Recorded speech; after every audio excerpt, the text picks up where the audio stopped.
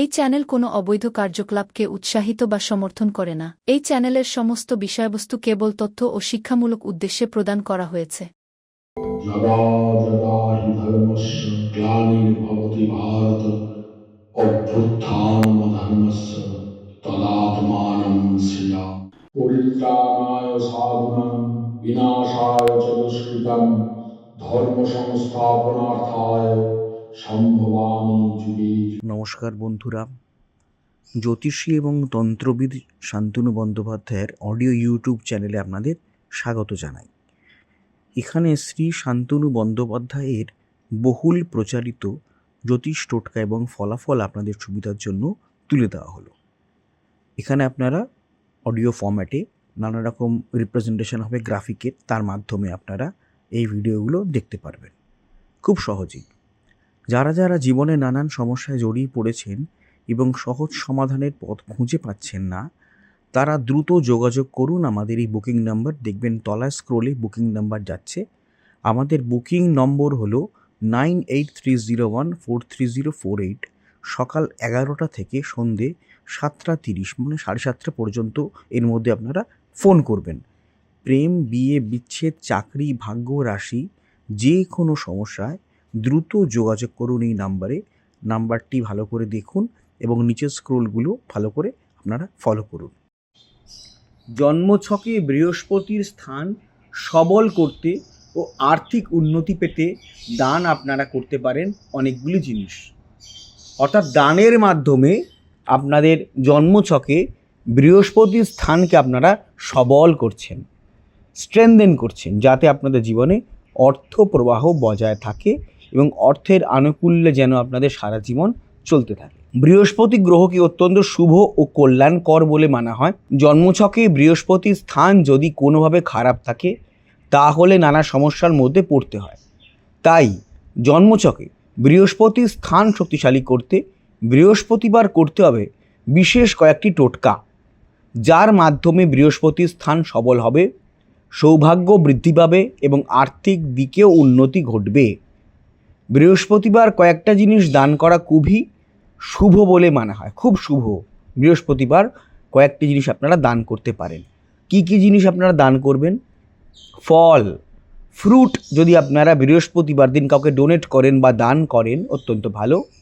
হলুদ রঙের ফল বা যে কোনো ফল দান করলে সংসারে সমৃদ্ধি আসে। যে কোনো মন্দিরে বা গরিব দুঃখীকে আপনারা ফল দান করতে পারেন।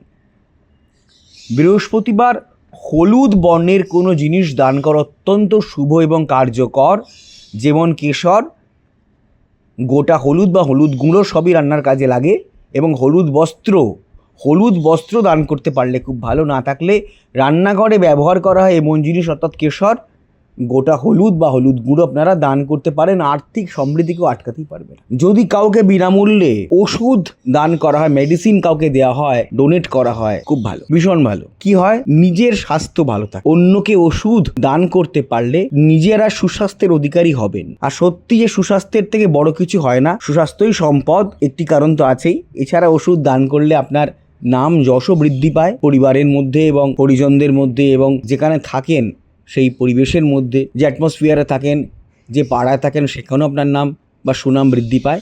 এছাড়া মানসিক শান্তির একটা বিরাট বড় ভূমিকা থাকে কাউকে ঔষধ দান করলে। ঔষধই কাউকে দান করলে মেন্টাল পিসও খুব ভালো বজায় থাকে। এটা করে দেখতে পারেন নিজের সামর্থ্য এবং সাধ্য অনুসারে। এছাড়া যারা বইপত্র পড়তে ভালোবাসেন এবং সাহিত্যের এবং পড়াশোনার গুণগ্রাহী যারা, তারা সাহিত্যের বই দান করতে পারেন। মজার কিছু ছোট ছোট ছড়ার বই বা অঙ্কনের বই, আঁকার বই যদি ছোটদের কুচিকাচাদের দান করেন তাহলে অত্যন্ত ভালো হয়। নিজেদের জীবনে, নিজেদের পরিবারে, নিজেদের সন্তানদের মধ্যে শিক্ষার বিকাশ যদি ঘটাতে চান এবং অক্লেশে অনায়াসে যদি সেটাই চান যে আমার সন্তান, আমার পরিবারের আরও যারা আছেন তারা যেন সুস্বাস্থ্যের অধিকারী হয়, তাহলে ঔষধ দান করুন। যদি মনে করেন যে তারা যেন সুশিক্ষা পায়, তাহলে কিন্তু বাইরের অর্থাৎ পরিবারের বাইরের আপনারা পাড়ার মধ্যে বা কোনো আত্মীয় স্বজনদের বাচ্চা কাচ্চা থাকলে, ছোটো ছোটো কচি কাচারা থাকলে তাদের কিন্তু আপনারা ছবির বই, ছবি আঁকার বই, ছোটো ছোটো গ্রাফিক নভেল অর্থাৎ একটু সাহিত্যের বই, সাহিত্যধর্মী বই বা কমিক্স এবং যদি পারেন তাহলে ছড়া ছবির বই দান করতে পারেন। শিশুরা যদি আপনার থেকে এই ধরনের বই পেয়ে, উপহার পেয়ে আনন্দিত হয়, তাহলে তাদের মন থেকে যে একটা ভালোবাসা উগড়ে আসে, একটা একটা সুচিন্তা উগড়ে আসে, হ্যাঁ, সেইটা আনন্দ যেটা উগড়ে আসে আপনার প্রতি, সেটা কিন্তু আপনার পরিবারের মধ্যে কিছু সঞ্চার ঘটে সেই আনন্দের, এবং আপনার পরিবারের উন্নতি কিন্তু সেই কারণে ঘটে। বই দান করলে মা সরস্বতীর আশীর্বাদ পাওয়া যায় এবং জ্ঞানবৃদ্ধি হয়। যে কোনো বই দান করা ভালো। এবং বড়দের যদি পরিবারের মধ্যে ছোটো বাচ্চা না থাকে, আত্মীয়স্বজনের মধ্যে বা পাড়ার মধ্যে যদি আলাপ না থাকে, সেক্ষেত্রে বড়দের বই দান করতে পারেন। তবে চেষ্টা করবে যাতে ধর্মীয় পুস্তক দান করা যায়। ধর্মীয় পুস্তক যদি দান করতে পারেন, ধর্ম সংক্রান্ত বই বা নভেল দান করতে পারলে কিন্তু উন্নতি হবেই হবে। বড়দের ক্ষেত্রে এই ধরনের বই দান করবেন। আর ছোটদের ক্ষেত্রে তো বললাম, ছবি আঁকার বই, কমিকের বই, কমিক স্কেচ, এবং দিতে পারেন হচ্ছে আপনারা ছড়া ছবির বই। সুন্দর, খুব সুন্দর জিনিস। ওদের মন থেকে যে আশীর্বাদ আপনার জন্য অজান্তেই বেরোবে, সেটা আপনার জীবনে কিন্তু সমৃদ্ধ করবে। আর বৃহস্পতিবার ঘর থেকে চাল, টাকা পয়সা বা ঠাকুরের ছবি, মূর্তি, এগুলো কাউকে দান করবেন না। এগুলো করতে নেই। চাল কাউকে দিতে নেই বৃহস্পতিবার, টাকা পয়সা কাউকে দান করতে নেই।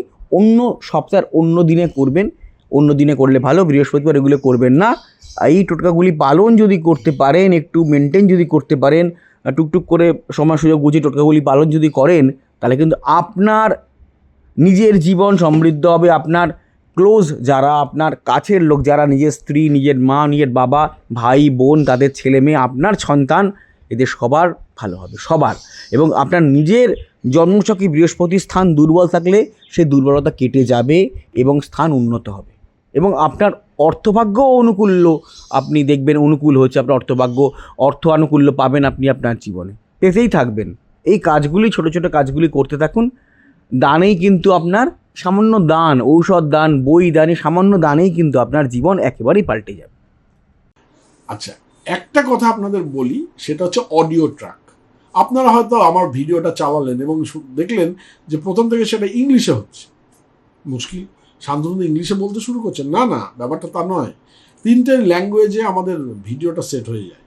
অনেক সময় দেখা যায় হিন্দিতে আরম্ভ হয়ে যাচ্ছে, অনেক সময় দেখা যায় বাংলাতেই যা চলছে, আবার অনেক সময় দেখা যায় ইংলিশে চলছে। তো এটা যখন আপনারা চলবে, তখন আপনারা কি করবেন? কিচ্ছু না। ভিডিওর যেটা চলছে তার ঠিক ডান দিকে দেখুন কোনায় একটা চাকার মতো একটা সাইন আছে। একটু ক্লিক করলেই দেখতে পান চাকার মতো সাইন আছে। সেই সাইনটাকে ক্লিক করবেন। ক্লিক করার পরে দেখবেন নিচে অডিও ট্র্যাক বলে একটা লেখা দেখাচ্ছে। ওই যে বারটা আসবে, বারের নিচে অডিও ট্র্যাক আছে। ওই অডিও ট্র্যাকটা ক্লিক করবেন। ক্লিক করলেই দেখবেন ওখানে বেঙ্গলি অরিজিনাল দেখাবে। যেখানে হয়তো হিন্দিতে চলছে, হিন্দি নিচে রয়েছে, কিন্তু বেঙ্গলি অরিজিনালে আপনারা ক্লিক করে দেবেন। যদি বেঙ্গলি অরিজিনালে ক্লিক করে দেন, তাহলে কিন্তু আপনারা বাংলাতেই আবার আমার কথাটা শুনতে শুরু করবেন। হ্যাঁ, সুতরাং চিন্তা করার কোনো কিছু নেই। এই যে আমি স্ক্রিনে দেখিয়ে দিলাম, এইভাবে আপনারা অডিও ট্র্যাকটাকে জাস্ট চেঞ্জ করে নেবেন। হ্যাঁ, অডিও ট্র্যাকটা চেঞ্জ করলে আপনারা আবার পুনরায় আপনারা বাংলায় বা ইংলিশে বা হিন্দি থেকে আপনারা বাংলায় ফিরে আসতে পারবেন। যাই হোক।